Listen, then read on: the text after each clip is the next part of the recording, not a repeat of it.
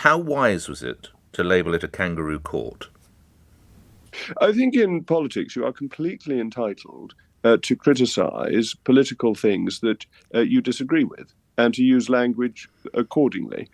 Good to have you on. I remind you, it's less than 4 years since Mr. Johnson won that landslide majority that seemed to usher in a new world of Conservative politics. And now, if the reports are right, the party is riven in a style unseen for years. Why might that be, Sir Jacob? Where is the Conservative Party? I think if you look at this not so much as the immediate issue around Boris, but the division in British politics over recent years, it is very much the European issue. That the division that arose over Brexit as it became goes back to the 1990s, goes back to the Maastricht Treaty, and you have had these tensions within the Conservative Party, and they have been divisive within politics and became even more so after 2016.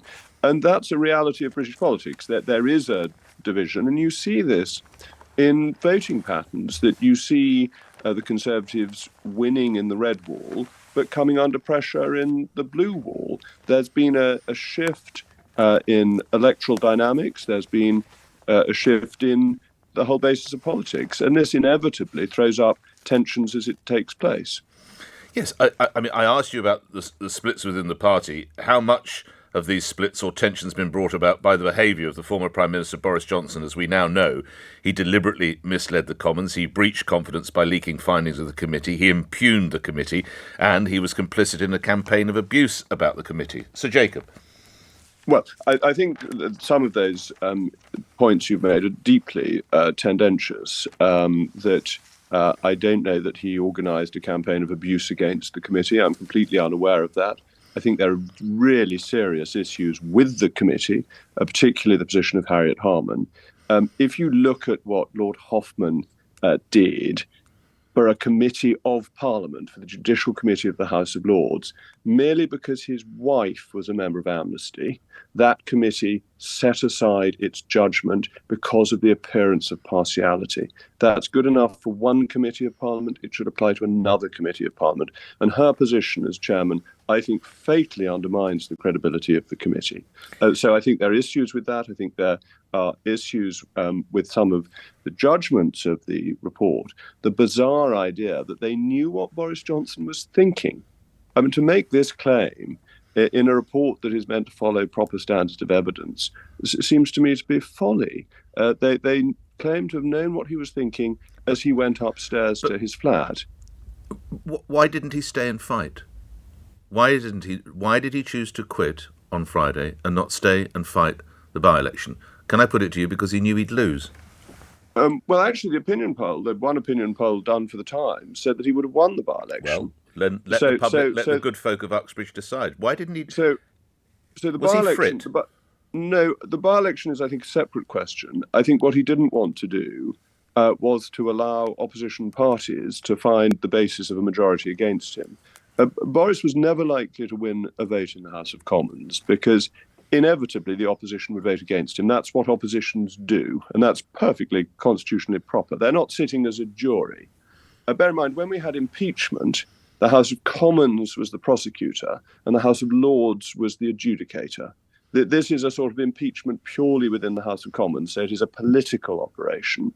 And there are enough people on the Conservative benches who have long disliked Boris Johnson, who would have voted against him. So he couldn't have won a vote in the House of Commons. And there, I think it was more dignified for him to resign. But he and the government had an opportunity to vote against Ms. Harman chairing the committee. Why didn't they? Well, I don't, from memory, I don't think we did have an opportunity to vote against her as chairman. We had an opportunity to vote against her joining the committee, but by long-established convention, the opposition party has the right of has the right of nomination to the committee. So we don't vote against Labour nominations when they've got a Labour post. That is a very long-standing convention. How wise was it to label it a kangaroo court? I think in politics you are completely entitled to criticise political things that you disagree with and to use language accordingly. I don't think the Privileges Committee can claim the sort of contempt protections that you would apply to a jury trial. And if you look at the 1978 resolution of the House, it says that contempts must only be considered by the House at the most serious level that in a serious way interfere with the activities of the committee. I think calling it a kangaroo court is not interfering with the work of the committee. But it was properly constituted, wasn't it?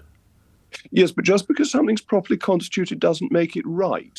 So let's go back to the 18th century, which, as you know, I always like to do. Indeed. And the John Wilkes. Some suggest you've never left. Well, that may be a very fair point, except I wouldn't be on the radio if we were really in the 18th century. No, yeah, go ahead. But the John Wilkes case, Parliament expelled John Wilkes in 1769. In 1782, Parliament realised it had made a mistake, and the House of Commons expunged from the record its decision against John Wilkes. So Parliament sometimes itself acknowledges that it has made mistakes. So it's perfectly legitimate to criticise a properly constituted committee of Parliament and decisions of Parliament. If you can't criticise decisions of Parliament, all your listeners would have to think that the Dangerous Dogs Act was a brilliant and genius piece of legislation. We saw, when Mr Johnson resigned his seat, that Nigel Adams did, and it would appear Nadine Dorries might still do that. Did it cross your mind to resign your seat, Sir Jacob? Not for a moment, no. I'm in Somerset today. I love representing the people of North East Somerset. It is the greatest honour to represent your own community. It is a huge honour, wonderful thing to be able to do. And I hope to carry on representing North East Somerset. And God willing, I hope the voters will have another shot at returning me when the general election comes. Is this the final act of Boris Johnson's political career? Well, I think that the committee so disliked him that it overreacted.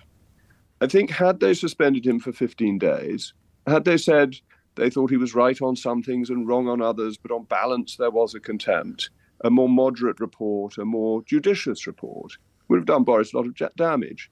I think this report, because it's vindictive in its 90 days, because it tries to work out what he thought, because it always tries to paint the worst colour on anything he did, has actually helped his return rather than hindered it. In what way has it helped, Sir Jacob?